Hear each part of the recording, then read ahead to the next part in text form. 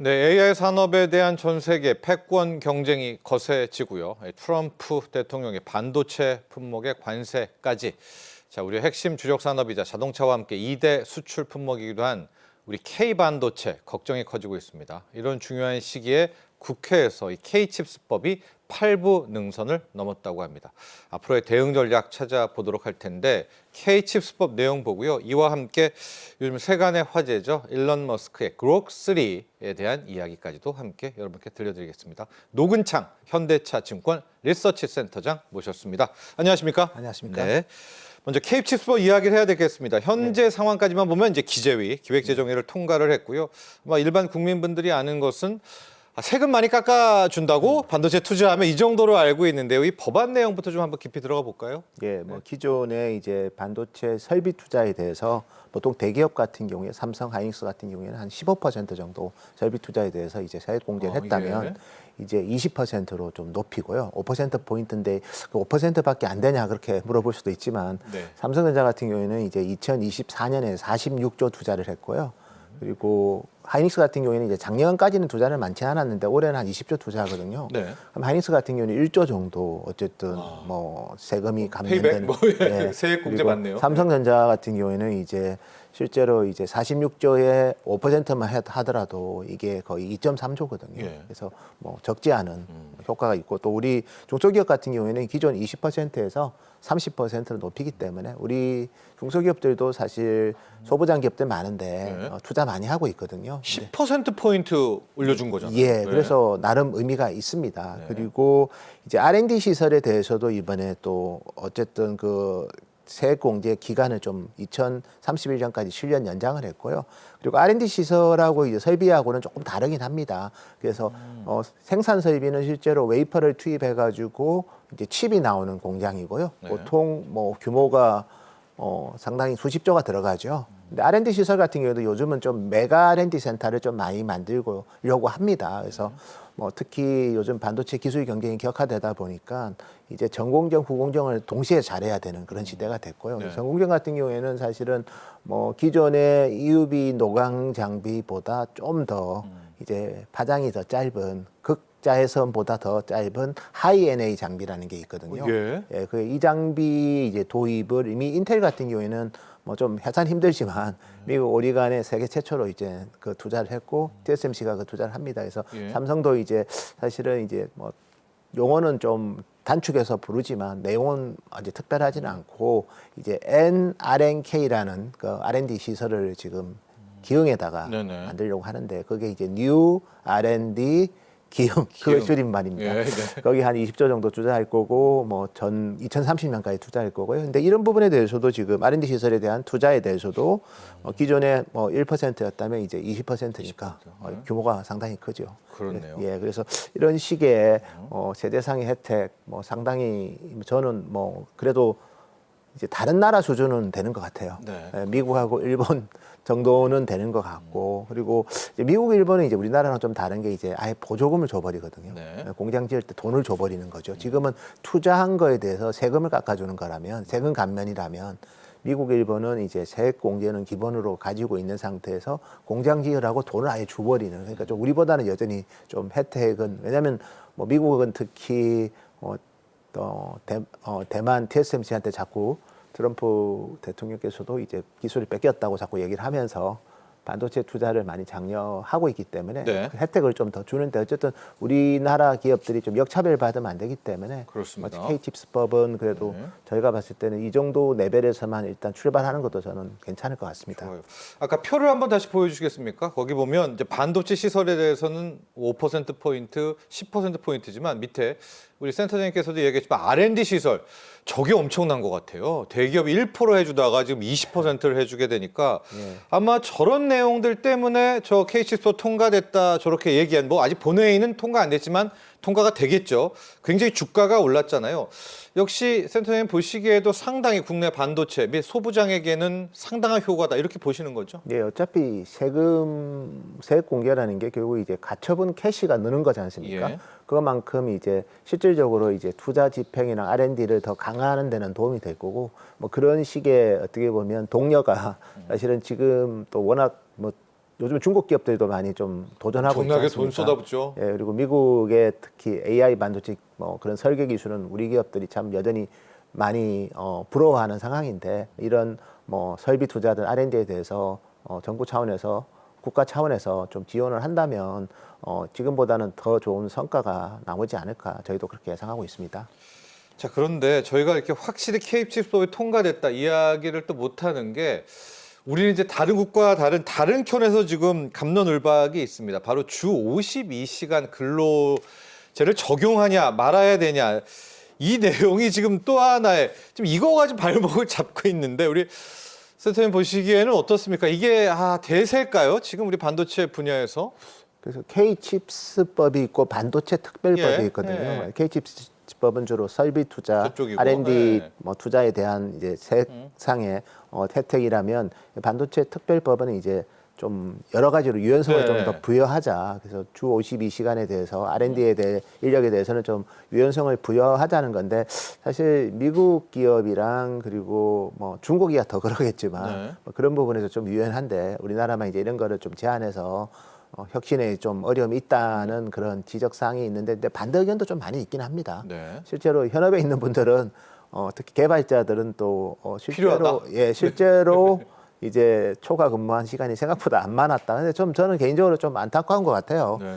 왜냐하면 이게 기술이 사실 뭐 특히 뭐 대만의 TSMC도 초과 근무를 많이 하고 네. 그에 따라서 좀 뭐 벌금도 낸다고 그러더라고요. 네네. 근데 결국 이제 우리 반도체 기술은 이제 국가에서 또 상당히 중요한 산업이기 때문에 좀 자발적으로 하는 그런 문화도 저는 필요하고 또 일부는 또 어느 개발자들의 또 절대 투입 시간보다 네. 창의적인 아이디어가 더 중요할 수도 있거든요. 네. 그래서 그런 부분들에 대해서는 좀 잘 서로 소통해서 좋은 방향으로 좀 해결되는 게 좋을 것 같습니다. 그렇습니다. 예. 칩스법과 이 반도체 특별법을 함께 통과를 시켜야 될 것 같은데 방금 선생님께서 얘기했지만 이 반도체 특별법에는 이 주 52시간을 이걸 어떻게 적용해야 되냐 말아야 되냐가 좀 마지막까지 좀 있는 것 같아요. 그러나 좀 좋은 결과로 예. 그래서 사실은 이게 반도체 업종만 왜 적용하냐. 다른 산업에는 뭐 바이오든 예를 들어서 네. R&D 하는 쪽이 많잖아요. 그래서 형평성 이슈를 제기하는 분도 계시고. 근데 저는 어쨌든 뭐 되게 국회에서? 어려운 내용이라서 제가 여기에 대해서 좀 알겠습니다. 구체적으로 말씀드리기는 좀 한계는 있을 것 같습니다. 네. 국회에서 부디 좀 시간이 없다는 거, 골든타임에 우리가 놓쳤다라는 거 하나는 좀 알고 여기에 대해서 좀 판단을 내려주셨으면 하는 그런 바람 가져보고요. 이제부터 왜 우리가 골든타임을 놓쳤나 이야기해 보겠습니다. 중국이 딥시크를 내놨고 그 이후에 딥시크 같은 것들을 여러 개를 내놓을 수 있는 그런 수준이 됐다라고 하는데 지금 우리는 제대로 된 거대 언어 모델 하나 지금 없죠. 생성형 AI에도. 뭐 네이버하고 이제 카카오에서 하려고 준비를 합니다. 하는데. 예, 네. 근데 여전히 이제 좀 뭐 글로벌하게 파괴력을 발휘하기에는 좀 여전히 한계가 좀 많은 상황이고요. 네. LLM이라는 뭐 새로운 거를 할 수도 있지만 결국은 이제 워낙 이제 미국 빅테크 자체도 워낙 또 제미나이든 챗GPT든 아니면 라마든 뭐 대개 다 각각의 이제 네, 경쟁력을 있죠. 가지고 네. 특히 라마 같은 경우는 오픈 소스니까 이제 개발자들이 한테 모든 걸 다 공개를 하는 거고 그래서 최근에 테슬라까지 그락 3를 공개를 했는데 그락 같은 경우에도 이제 시간이 지나면 아마 오픈 소스가 공개할 것 같아요. 그러면 많은 참여자들이 개발자들이 붙어가지고 거기서부터 또 상승장이 일어날 수 있거든요. 네. 딥시크도 뭐 그런 오픈 소스라는 게 어떻게 보면 제일 좀 우린 뭐 워낙 기술이 좋으니까 굳이 숨길 거 없다는 거거든요. 네네. 그래서 그런 면에서 보면 한국 기업들의 LLM 개발 속도는 좀 많이 더딘 편인 것 같습니다. 근데 예. 지금 이제 D-2 뭐 언론에서 그렇게 많이 이야기를 하더라고요. AI에 우리 한국 AI 산업의 남은 시간은 2년 될까 말까 한다. 이거 놓치면 아예 영원히 토끼와 거북이 역설처럼 못 쫓아간다. 되게 급박한 상황 아닙니까? 지금 우리나라 AI?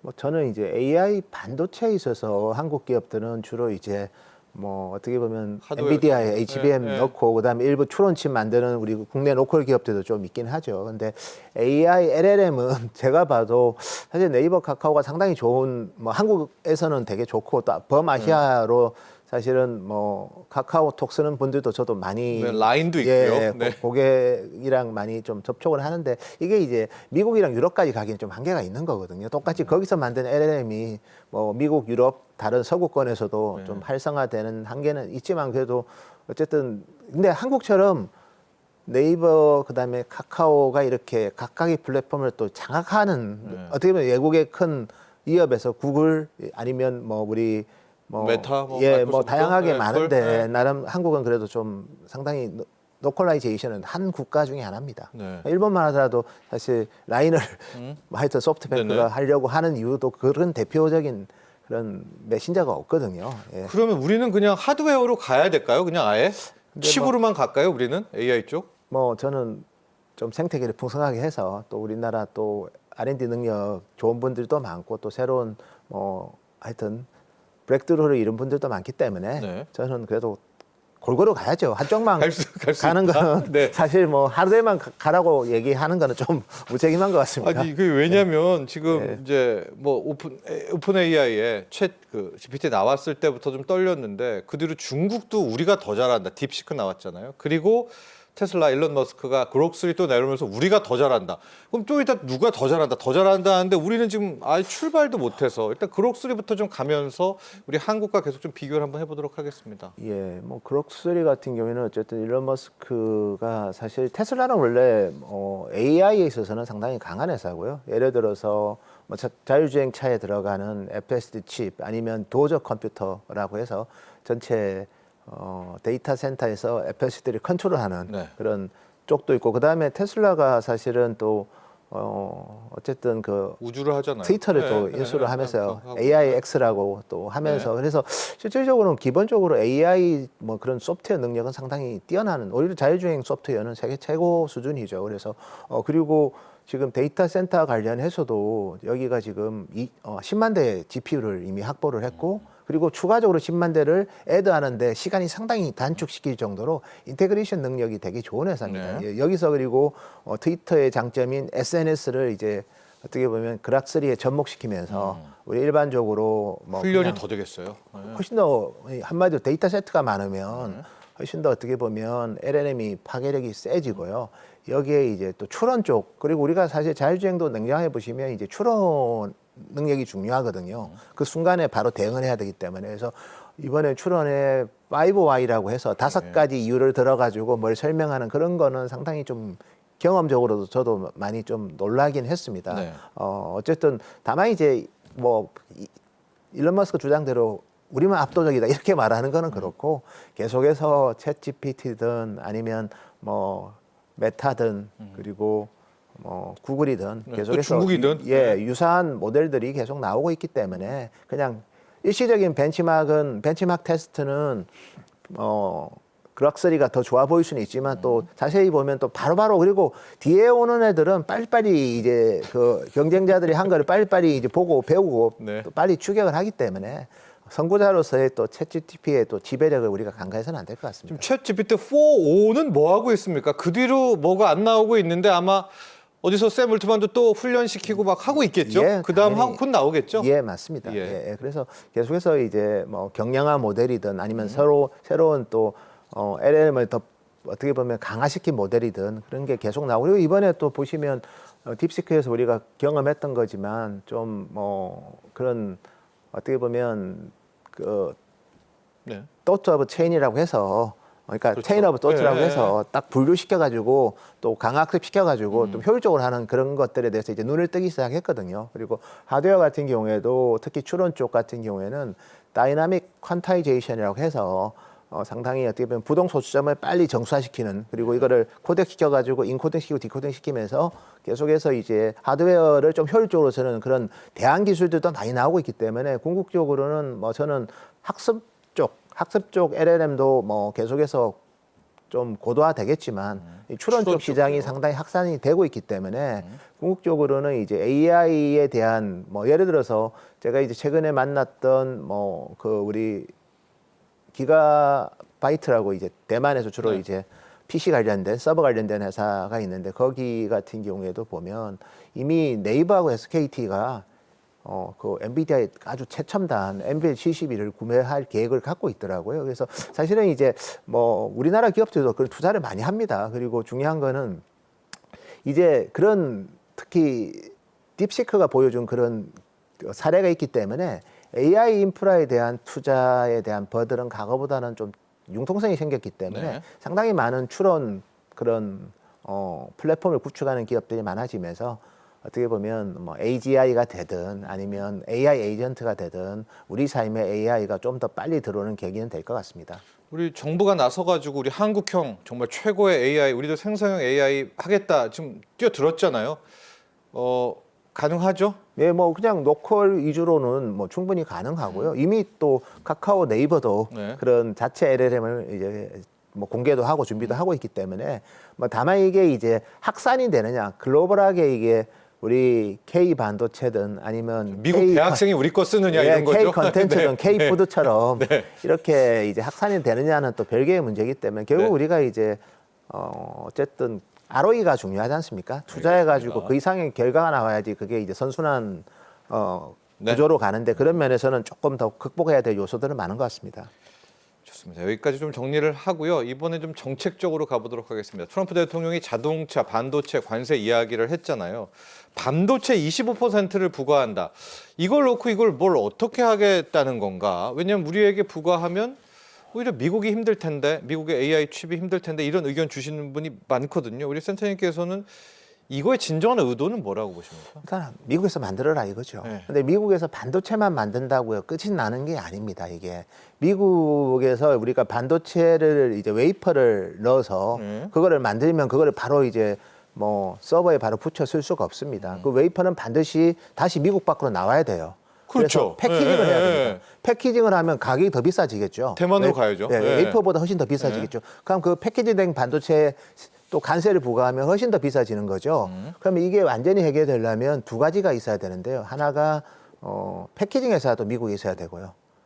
그렇죠. 예, 두 번째는 세트 회사까지 미국에 있어야지 해결이 됩니다. 네. 서버든 뭐 PC든 스마트폰이든. 근데 PC 스마트폰은 뭐 미국 수요만 하더라도 스마트폰이 1년에 1억 대가 넘는데 미국 수요가 그 1억 대를 미국에서 만들 수는 없습니다. 인건비랑 도저히 그 조립 산업은 아시아에서 만들어야지 그건 불가능하고요. 그래서 그런 스마트폰에 들어가는 뭐 제품은 그냥 반도체가 아니라 스마트폰 안에 반도체가 들어가니까 스마트폰이 관세를 맞겠죠. 네. 그러면 자연스럽게 이제 소비자들이 잘 안 인플레가 오겠죠. 네. 잘 안 살 거니까 결국 그러면 공급강이 와서 반도체 가격 인하를 요구하겠죠. 스마트폰 회사들이. 그래서 예. 뭐 우리한테는 좋을 거는 전혀 없고요. 반면에 이제 서버 같은 경우에는 연간 수요가 한 1,400만 대 되는데 그 중에서 AI 서버, 요즘 제일 뜨거운 AI 서버는 200만 대밖에 안 됩니다. 올해. 200만 대 정도는 미국에 이미 공장이 있습니다. 대만 기업들이. 그래서 아마존, 마이크로소프트, 구글 같은 기업들의 서버를 만드는 대만의 팍스콘, 퀀타, 위스트론이 다 미국에 공장이 있거든요. 그래서 서버 공장은 있고 이제 웨이퍼 공장은 있는 거죠 지금. 그래서 오사트 패키징 공장만 좀 미국에 많아지면 되는데 그런 부분은 이제 앞으로 TSMC도 이제 오사트 공장을 미국에 짓지 않을까 향후에는 그렇게 보고 있습니다. 저희가 시간 관계에서 한 가지 질문 더 하고 결론으로 가보도록 할 텐데요. 인텔을 쪼개가지고 이 파운드리 쪽 그 TSMC 들어와라. 네. 이 의도는 우리가 어떻게 읽어봐야 되겠습니까? 대만으로 가지 말고 TSMC 들어오라는 거 아닙니까? 예, 뭐 두 가지 의도인 것 같습니다. 네. 인텔 좀 도와줘. 예, 우리 라는 거 하나가. 인텔 우리 네. 미국 기업이니까 너가 우리 기술 뺏어갔으니까 도와줘. 네. 막말로 좀 그런 정말 하나 트럼프는 있고. 그렇게 생각하는 것 같고요. 두 번째는 저희가 봤을 때는 그러면 못 도와줄 것 같으면 너라도 빨리 와서 더 와라. 지어. 네. 예, 더 지어라. 왜냐하면 TSMC가 애리조나의 공장을 1기, 2기, 3기를 지금 짓고 있습니다. 예. 그리고 총 이제 640억 불이고요. 그 중에 이제 66억 불을 보조금을 받았는데요. 좀 더 빨리 지어라. 너가 인수하기 싫으면 미국에라도 공장을 더 많이 헤비하게 짓고 그리고 나중에 인텔 공장 중에서 좀 한마디로 가동이 잘 안 되는 네. 즉 수주가 없어서 가동이 안 되는 공장이 있으면 TSMC가 인수해라. 뭐 사실 그런 것도 약간은 좀 네. 암시하는 것 같아요. 그래서 어떻게든 미국에 있거나 아니면 미국 기업을 미국에서 도와라. 그 의도로 저희는 파운드까지 와라. 예. 이렇게까지 생각을 해보도록 하겠고요. 자, 이런 와중에 우리 정부 마지막 결론입니다. 어떻게 지금 다 정부가 도와주잖아요. 우리도 K 반도체 도와줘야지 마땅한 거 아닙니까? 예, 저는 그렇게 봅니다. 예. 저도 이제 뭐 많은 기업들을 방문하고 특히 해외 기업들 방문해 보면 일본 기업들 방문했을 때 제가 제일 좀 놀랬던 거는 거기도 정부가 도와주죠. 반도체 소부장 아예 공장을 지어줍니다. 정부에서 세액 공제가 끝이 아니고요. 공장 지으려고 보조금까지 줘버립니다. 예. 이제 뭐 우리나라는 사실 또 삼성 하이닉스가 또 돈 많은 기업이라서 뭐 그것까지 제가 기대하는 거는 좀 한계는 있지만 어쨌든 보조금과 세액 공제를 동시에 하는 국가들이 많이 있다. 대표적으로 미국, 일본. 그런 면에서 보면 우리가 지금 최근에 K-칩스법 때문에 뭐 그래도 의미 있는 개선이긴 하지만 어쨌든 우리가 경쟁하는 국가들은 더욱더 파워풀하게 도와주고 있는 거는 네. 분명한 것 같습니다. 네, 알겠습니다. 자, 지금까지 노근창 현대차증권 리서치 센터장과 함께했습니다. 오늘 말씀 감사합니다. 감사합니다.